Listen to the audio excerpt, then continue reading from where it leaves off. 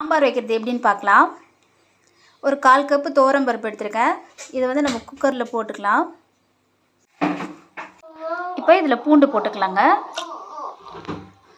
ஒரு முழு தக்காளி, 1/4 ஸ்பூன் மஞ்சத்தூள். இப்போ இது குக்கரை மூடி ஒரு 5 விசில் விடலாம். இப்போ எண்ணெய் நல்லா சுட்டுருச்சு. சாம்பார் தாளிக்கும் போது எப்பயுமே அடுப்பு வந்து ஃபுல்லில் இருக்கணும். ஃபுல் தீ வந்து நல்லா ஃபுல்லில் வச்சுட்டு நீங்கள் பற்ற இருக்கணும் எண்ணெய். அந்த டைமில் என்ன பண்ணணும், நீங்கள் கடுகு, சீரகம், வரமிளகா, பெருங்காயம், வெங்காயம், கருவேப்பிலை,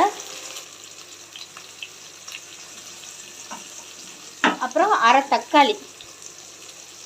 தக்காளி வந்து ஏற்கனவே ஒரு பருப்பில் போட்டு வேக வச்சுருக்கோம். இப்போ ஒரு அரை தக்காளி போட்டால் போதும். இப்போ இதை நம்ம வதக்கலாம். அடுப்பை ஃபுல்லில் வச்சுட்டு இதை வதக்கலாம். எப்பயுமே நீங்கள் கொஞ்சம் பற்ற எண்ணெய் இருக்கும்போது தாளிச்சிங்கன்னா அந்த ஸ்மெல்லு வந்து நல்லாயிருக்கும். நீங்கள் சாம்பார் பொடி அதெல்லாம் ஆட் பண்ணால் தான் அந்த வாசனை வரணும் இல்லை. நீங்கள் இந்த மாதிரி ஒரு முறை பண்ணி பாருங்கள். இந்த வரமிளகா, இந்த சீரகம் தான் நல்ல ஸ்மெல்லு கொடுக்கும். பெருங்காயமும் இதை நல்லா வதக்கலாம். உப்பு போட்டுக்கலாம். உப்பு மோஸ்ட்லி கல்லுப்பே யூஸ் பண்ணி பழகிக்கோங்க. கல்லுப்பு தாங்க ரொம்ப நல்லது. சால்ட்டு நீங்கள் எவ்வளோ போட்டாலும் அந்த டேஸ்ட்டே வராது.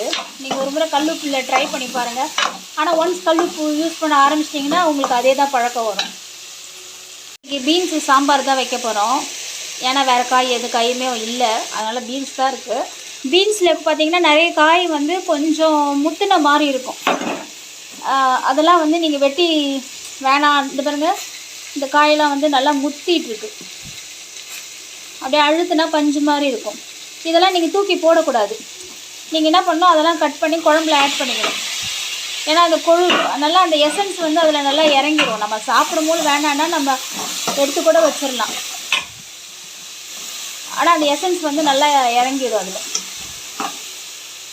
கொஞ்சமாக தண்ணி ஆட் பண்ணிக்கலாம். அது காய் வேகிறதுக்கு ஆட் பண்ணி கொஞ்சம் மூடி வச்சுக்கலாம். நம்ம புளி வந்து கொஞ்சமாக எடுத்துக்கோங்க. போதும், இவ்வளோ புளி போதும். தண்ணி ஊற்றி ஊற வச்சுட்டேங்க. கலந்த மிளகாத்தூள் 1 ஸ்பூன் ஆட் பண்ணிக்கலாம்.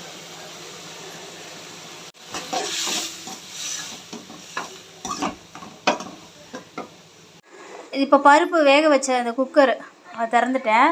பாருங்கள், அந்த ஒரு தக்காளி போட்டு அந்த பருப்பு, பூண்டு, மஞ்சத்தூள் போட்டு நல்லா வெந்து வந்துருக்கு.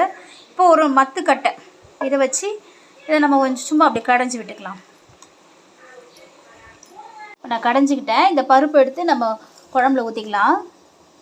தண்ணி ஆட் பண்ணிக்கோங்க தேவையான அளவு. கொஞ்சம் தண்ணி நிறையவே ஆட் பண்ணிக்கோங்க. ஏன்னா நல்லா கொதிக்கணும். சாம்பார் கொதிச்சா தான் டேஸ்ட்டாக இருக்கும். இப்போ மூடி வைக்கலாம். பாருங்கள், சாம்பார் நல்லா கொதிக்குது. நல்லா வெந்துருச்சு எல்லாமே. இப்போ நம்ம வந்து கொத்தமல்லி போட்டு ஆஃப் பண்ணிடலாம். பாருங்கள், ரொம்ப சூடு. பீன்ஸ் பாருங்கள் நல்லா வெந்துட்டுருக்கு. அவ்வளோதாங்க, சாம்பார் ரெடி. நீங்கள் வந்து ட்ரை பண்ணி பாருங்கள். எப்பயுமே வந்து அடுப்பு ஃபுல்லில் வச்சு செய்யணும். நீங்கள் நினச்சிருப்பீங்க என்னடா தீஞ்சு போயிட்டு கருப்பாக இருக்கிற மாதிரி இருக்குன்ட்டு. நீங்கள் ஒன்ஸ் இது மாதிரி செஞ்சு பாருங்கள். ஸ்மெல்லு, டேஸ்ட் எல்லாமே நல்லாயிருக்கும். நீங்கள் அந்த வெறும் அந்த சாறு ஊற்றி சாப்பிட்டிங்கன்னா கூட அவ்வளோ டேஸ்ட்டாக இருக்கும். எப்பயும் மிளகாத்தூள் எப்பயுமே 1 ஸ்பூன் தான் யூஸ் பண்ணணும், வேறு எதுவும் கிடையாது. தேங்க்யூ. அடுத்த சமையலில் பார்க்கலாம். பாய்.